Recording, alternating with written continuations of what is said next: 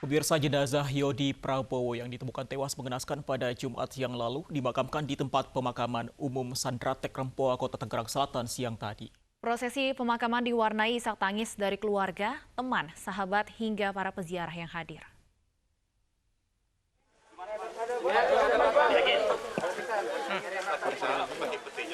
Usai disemayamkan dan disolatkan, jenazah Yodi Prabowo dimakamkan di tempat pemakaman umum Sandratek Rempoa, Kota Tangerang Selatan. Ibunda Yodi tak kuasa menahan tangis saat melihat jenazah putra kesayangannya dimasukkan ke liang lahat. Selain dihadiri keluarga, saudara, dan para tetangga, rekan-rekan korban pun ikut mengantarkan dan mendoakan kepergian Yodi.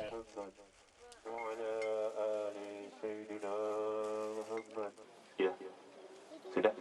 Sah. Ya, ya, ya.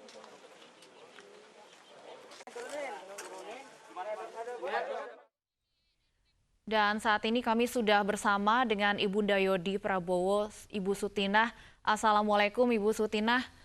Sebelumnya kami ingin mengucapkan turut berbelasungkawa atas meninggalnya putra Ibu. Ya, Mbak, terima kasih. Iya, Ibu Sutinah, sebelum kepulangan almarhum, apakah Ibu melihat ada sikap yang berbeda dari anak Ibu Yodi? Ya itu dia Mbak, ya seperti yang biasa bilang. Anak saya sekarang kok kelihatan murung, terus kayaknya nggak selera makan gitu Mbak, nggak selera makan. Terus menjelang dia mau terakhir mau pergi itu dia sering ngikutin saya Mbak, kemanapun saya eh jalan gitu selalu dia ngikutin. Saya ke dapur diikutin.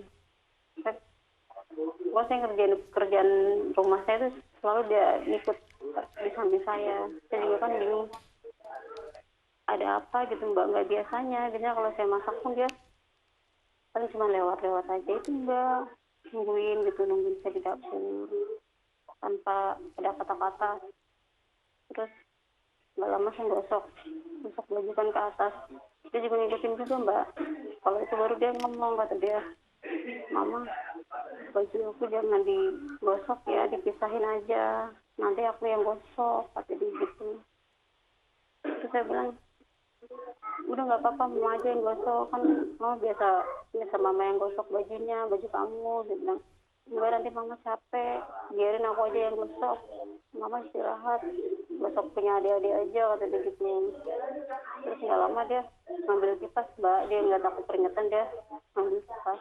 Mama tuh capek tuh lihat tuh keringetnya udah banyak begitu, nanti aku ambilin kipas ya Ma, dia bilang gitu.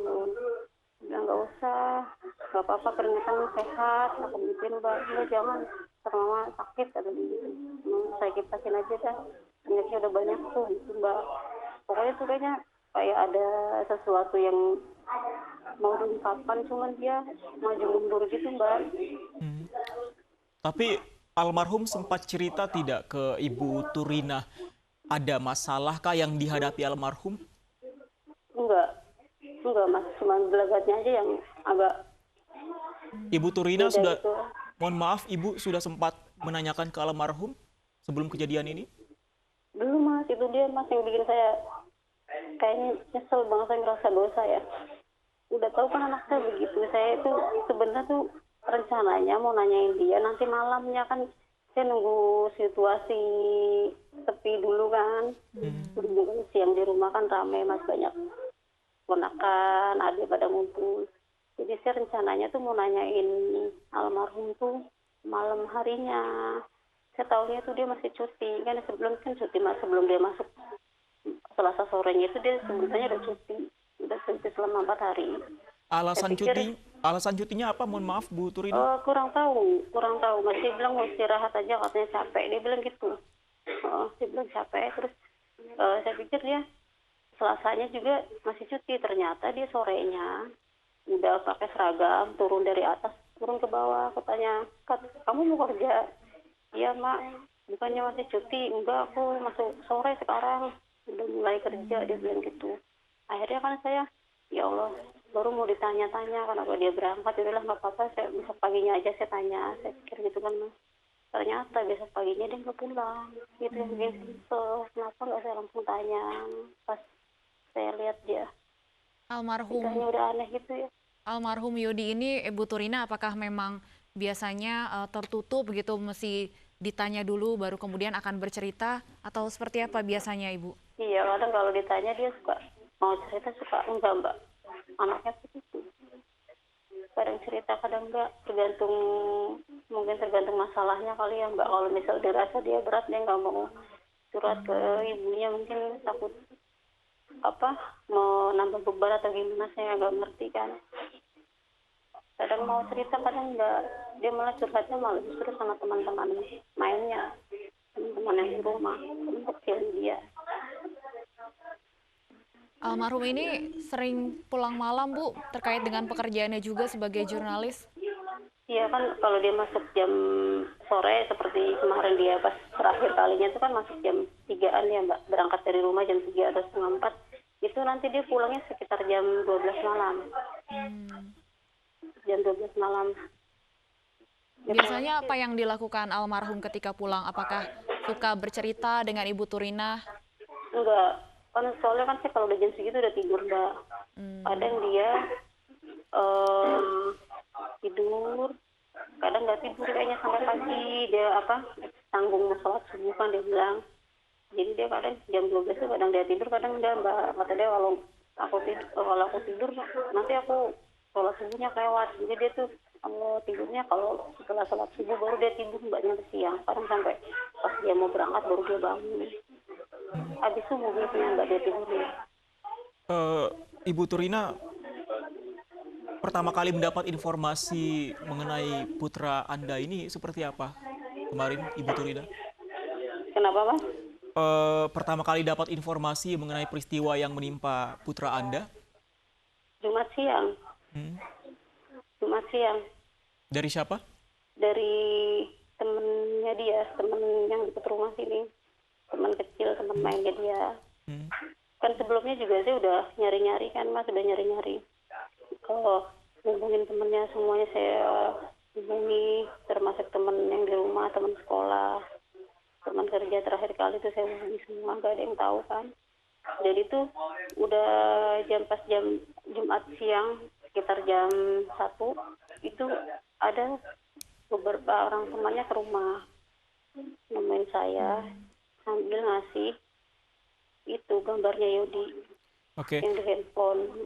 Oke, Ibu Turina, meskipun Ibu Turina tadi sedikit menyesal tidak sempat menanyakan mengapa almarhum belakangan ini murung, tapi ada tidak hal-hal yang mungkin disampaikan kepada Ibu, mungkin ada keinginan-keinginan yang sempat disampaikan almarhum yang ingin mungkin dicapai atau ingin dilakukan belakangan ini, Ibu? Enggak mas, dia nggak pernah cerita apa-apa. Nggak pernah cerita apa-apa. Ibu Turina, Yodi ini putra tertua Anda. Iya, betul mbak. Apa yang paling akan Anda rindukan dari sosok Mas Yodi? Banyak mbak, banyak. Dia itu ngomong adiknya banget, sang kembar. Tadi pun kembarannya, adiknya yang kembar itu. Kalau yang satu dia udah ngerti mbak, aku ceritain, aku jelasin kalau kakaknya udah gak ada. Ngerti kalau yang satu mbak. Kalau yang satunya lagi kan dia belum tahu. Pakai bahasa aku jelasinnya. Dia nanyain, Mas Yodi mana sama adik? Dari kemarin kan hanya mbak, berhubung kakaknya gak pernah pulang, dia tanya terus kan. Terus aku bilang, Mas Yodinya lagi kerja. Setelah ketemu Mas Yodinya dalam keadaan seperti itu kan. Terus kan dia nanya terus mbak, terus aku bilang di rumah sakit deh, dia bilang gitu. Nah terus pas udah nyampe rumah jasadnya kan dia kaget balik seperti segala macem. Aku bilang jadi lagi bubur tuh deh di dalam itu gitu. Terus sempat menangis mbak, sempat menangis. Ibu Turina, apakah ada yang mungkin ingin Anda sampaikan kepada pihak polisian ataupun pihak penegak hukum dalam mengungkap peristiwa yang menimpa putra Anda? Ya saya berharap pihak terkait bekerja semaksimal mungkin mbak untuk mengupas tuntas sampai tuntas mbak. Saya pengen tahu penyebabnya apa, penyebab anak saya, kematian anak saya apa. terus kenapa gitu Mbak. Pokoknya saya misalnya ada yang ingin berbuat jahat sama dia ya mudah-mudahan ketangkap pelakunya. Baik, semoga segera ada hasil dari penyelidikan peristiwa ini. Kami sekali lagi berduka cita yang mendalam untuk Anda dan keluarga Ibu Turina. Terima kasih sudah berbagi Iya, Mas. bersama kami. Selamat sore Ibu Iya, Turina. Mas. Iya. Pemirsa, kita ke informasi lain. Direktorat Tindak Pidana Siber Bareskrim Polri menangkap tersangka pembobol data pegiat media sosial Denny Siregar. Polisi gencarkan perang terhadap peretas dan pembobol data serta jamin keamanan informasi pribadi warga.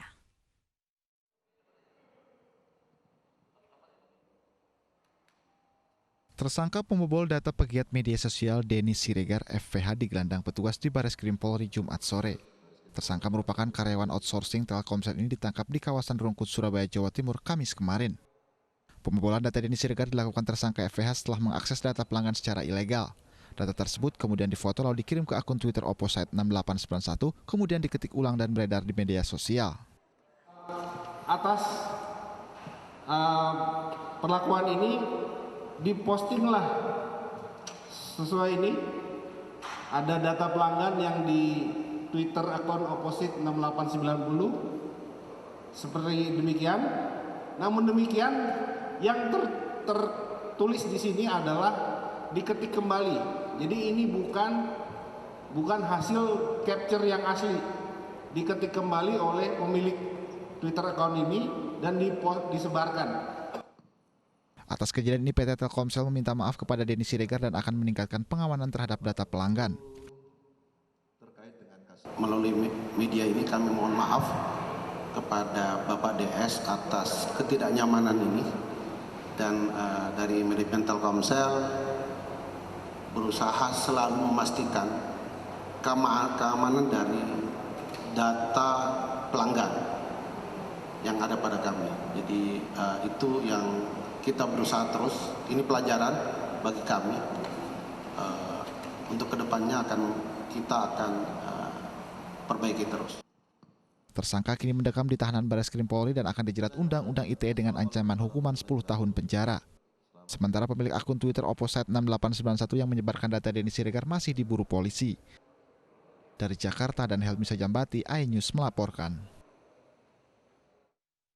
Pembobolan data pribadi bukan kali ini saja terjadi. Pada tahun 2019, data KTP elektronik dan kartu keluarga dibobol. Bahkan data pribadi tersebut diperjualbelikan.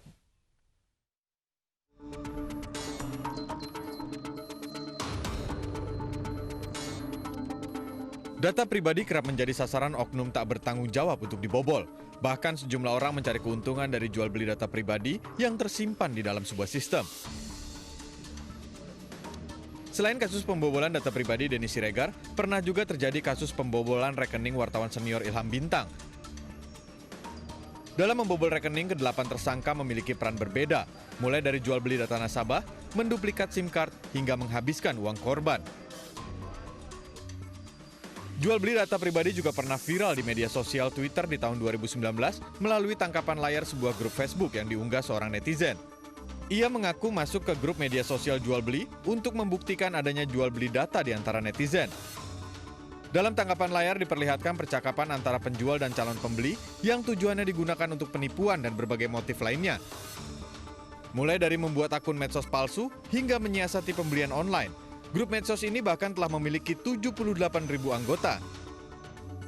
Tim Liputan iNews melaporkan. Lalu apa saja bahayanya pembobolan data pribadi dan bagaimana mencegahnya? Kita tanyakan langsung kepada pakar keamanan siber, Pak Pratama Persada. Selamat sore, Pak Pratama. Selamat sore, Mas Fandi. Pak Pratama, ini sebenarnya apa saja bahayanya ketika data pribadi kita dibobol? Jadi begini, memang kalau kita lihat belakangan ini banyak sekali data-data yang bocor dan itu memang diperjualbelikan. Bahkan beberapa bisa kita download secara gratis gitu. Contohnya misalkan data dari Tokopedia, data dari Bukalapak dan lain-lain begitu. Nah, data-data ini isinya adalah data pribadi dari para pelanggannya. Ada nomor telepon, kemudian nomor handphone, kemudian alamat email, nama lengkap, tanggal lahir, begitu. Yang sebenarnya kalau misalkan data ini dipegang oleh orang yang memang punya otak agak kriminal sedikit gitu, bisa digunakan untuk melakukan kejahatan gitu, misalkan untuk melakukan scamming atau melakukan penipuan gitu, atau untuk melakukan ancaman dan lain-lain. Kenapa? Karena lebih mudah kita ketika melakukan kejahatan itu menggunakan data dari target kita daripada kita tidak memiliki data apa-apa begitu. Sehingga ketika ada data yang bocor, kemudian dibilang bahwa oh ini masih aman kok, passwordnya aman kok, nggak perlu password gitu, nggak perlu password untuk melakukan kejahatan. Nama, nomor telepon, kemudian nomor handphone, tanggal lahir, alamat email, dan lain itu sudah cukup. Itu nanti data bisa disilangkan misalkan dengan media sosial begitu, atau dengan sumber-sumber yang lainnya, sehingga bisa digunakan untuk sumber data yang lebih lengkap untuk melakukan kejahatan. Nah ini yang menurut saya perlu kita perbaiki. Kenapa? Karena sampai saat ini yang disalahkan itu adalah selalu si hackers, hanya si hackers, dan yang dirugikan adalah masyarakat. Dalam hal ini masyarakat juga tidak bisa komplain, tidak bisa berbuat apa-apa. Karena apa? Karena sudah menyerahkan datanya kepada si penyelenggara sistem elektronik ini, si pemilik layanan ini begitu. Sehingga kita membuat password yang kuat pun, kita berusaha melakukan aktivitas-aktivitas pengamanan pun juga percuma karena si pemilik layanan itu tidak mengamankan sistemnya dengan baik. Nah, ini yang menurut saya di Indonesia ini agak lucu gitu. Kalau di luar negeri, contohnya di Eropa gitu, suatu pemilik layanan jika mereka tidak mengamankan sistemnya dengan baik sehingga bisa mengakibatkan kebocoran data dan informasi, yang pertama kali diusut adalah si pemilik sistem tersebut gitu. Bagaimana sistem keamanan Anda, bagaimana sistem jaringan Anda begitu, sehingga kok bisa dihack sama orang begitu. Mereka yang harus disalahkan. Kalau di sini kan tidak. Di sini dianggapnya bahwa mereka ini adalah korban begitu. Sehingga ketika akan disalahkan ya nggak bisa gitu, karena mereka juga korban. Padahal kan ini harus dibalik. Kalau mereka melakukan pengamanan yang maksimal, mereka melakukan investasi terhadap infrastruktur security yang bagus, tentu saja mereka akan bisa melindungi data ini dengan sangat baik sekali begitu. Contohnya misalkan ada salah satu e-commerce kemudian datanya bocor, dia bilang bahwa yang sudah diamankan, tapi yang diamankan hanya passwordnya saja. Berarti yang dia anggap harus diamankan hanya password, sedangkan nomor telepon kita nggak perlu diamankan, nama kita nggak perlu diamankan begitu. Nah ini kan harusnya nggak benar.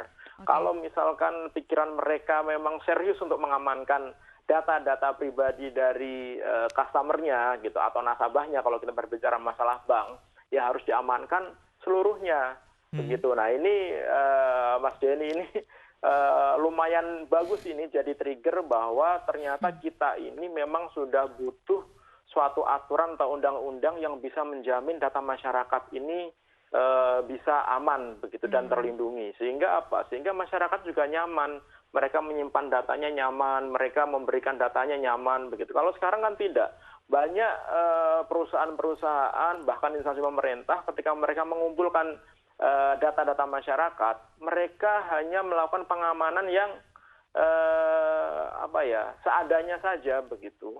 Sehingga ketika ada hackers yang punya kemampuan lebih, mereka bisa masuk ke dalam sistem itu dan mengambil data-data yang ada di dalamnya. Itu tidak cuma perusahaan-perusahaan besar, perusahaan-perusahaan kecil pun juga sekarang juga sudah mulai mengumpulkan data, misalkan fintech-fintech, dan akhirnya data kita ini jadi kemana-mana gitu. Baik, Mas Pak Pratama, kalau tadi Anda ya. sebutkan misalnya ada beberapa marketplace yang kemudian memperjualbelikan data pribadi customer-nya. Kalau kemudian misalnya kita menemukan data kita termasuk yang diperjualbelikan, apa sih sebenarnya yang bisa kita lakukan? Apakah bisa menuntut ganti rugi di samping juga menempuh jalur hukum? Kalau menurut saya sampai saat ini kita masih belum punya aturan atau undang-undang yang bisa digunakan untuk menuntut si pemilik layanan itu bahwa mereka ini juga termasuk melakukan kejahatan, begitu.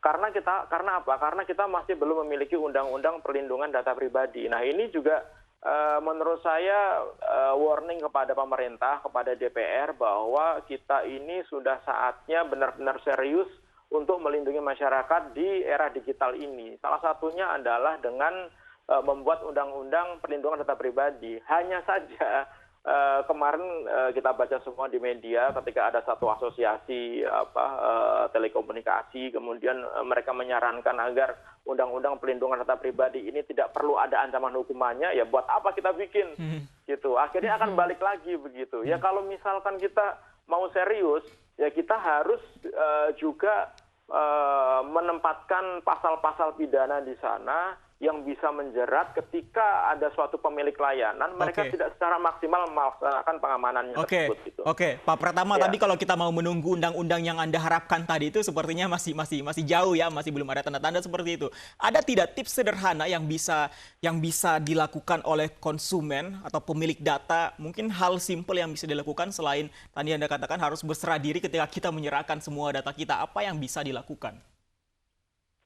Yang pertama adalah kalau misalkan contohnya ke marketplace seperti Tokopedia, Bukalapak, kita nggak bisa berbuat apa-apa. Karena apa? Karena memang kita dituntut untuk memberikan data kita itu, kalau nggak kita nggak bisa jadi customer-nya gitu, sehingga kita harus memberikan.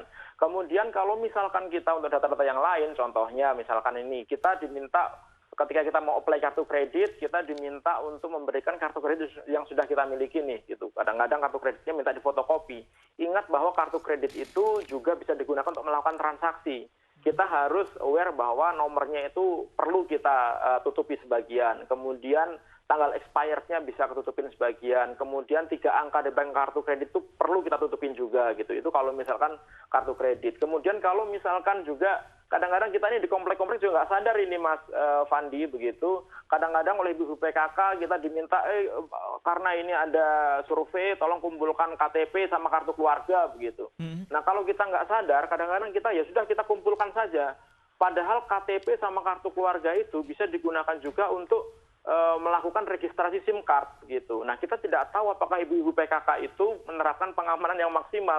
Jangan-jangan begitu mereka mengumpulkan, ditaruh di rumah, ternyata ada tukang sampah atau apa melihat gitu, diambil dan lain-lain begitu. Nah ini juga menurut saya hal yang perlu kita sadari. Kita ini perlu memiliki security awareness. Security awareness itu apa? Security awareness itu adalah kesadaran pribadi kita bahwa kita ini selalu dalam ancaman.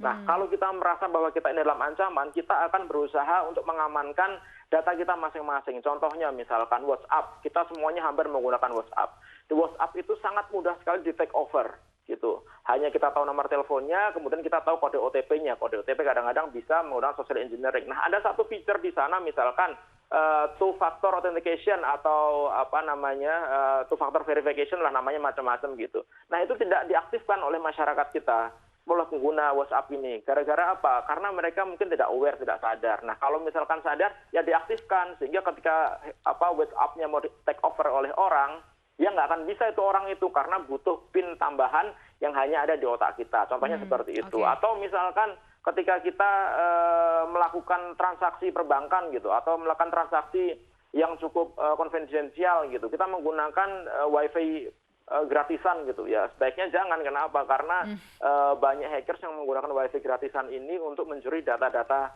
kita begitu. Jadi banyak hal yang bisa dilakukan untuk mengamankan diri pribadi kita sendiri. Contohnya tadi sudah beberapa saya sebutkan, tidak melakukan share sembarangan, tidak melakukan membatasi akses terhadap media sosial kita begitu. Nah, tetapi ketika kita berhubungan data kita ini dengan pemilik layanan, ya mereka yang harus bertanggung jawab. Nah, mereka itu ketika melakukan kelalaian sehingga mengakibatkan data yang bocor, itu belum ada hukumannya, Mbak Stefan dan Mas Fandi gitu. Nah, ini menurut saya perlu dicari lah ahli-ahli hukum. Saya pikir banyaklah bagaimana bisa menjerat mereka sehingga hal-hal seperti ini tidak selalu terjadi. Nah, begitu. Seharusnya sanksi seperti apa sih Pak yang diberikan kepada perusahaan yang lalai kemudian menjaga atau bertanggung jawab terhadap data customer-nya? Karena selama ini kan kasus-kasus yang terjadi pidana atau hukuman hanya diberikan kepada pelaku pembobolan saja ya, bukan kepada perusahaannya. Betul. Nah, contohnya misalkan aturan GDPR di Eropa itu, setiap ada satu data masyarakat Eropa yang bocor, gitu, dibocorkan oleh pemilik layanan, mereka bisa dituntut hukuman selain pidana, juga denda sekitar $20 juta per satu orang. Oke, jadi untuk Sehingga apa? sanksi Sehingga denda mereka- ya, untuk memberikan Denda, efek jerah gitu. juga. Iya, jadi perusahaan-perusahaan tersebut, institusi pemerintah tersebut di Eropa sana akan berusaha semaksimal mungkin bagaimana mengamankan datanya begitu. Kalau di sini kan enggak, begitu bocor bilang apa? Ya maaf deh gitu. Bahkan ada beberapa yang bilang bahwa sebenarnya nggak bocor, hanya ada upaya peretasan. Oh jelas-jelas bocor kok, gimana nggak bocor gitu. Baik. Nah ini kadang-kadang tidak disadari gitu bahwa sebenarnya si pemilik layanan itu juga merupakan pilar juga yang menyebabkan kelalaian dan membuat data ini menjadi bocor. Terima kasih banyak Pak Pratama Persada, pakar keamanan siber sudah berbincang bersama kami di ini sore. Ya, dan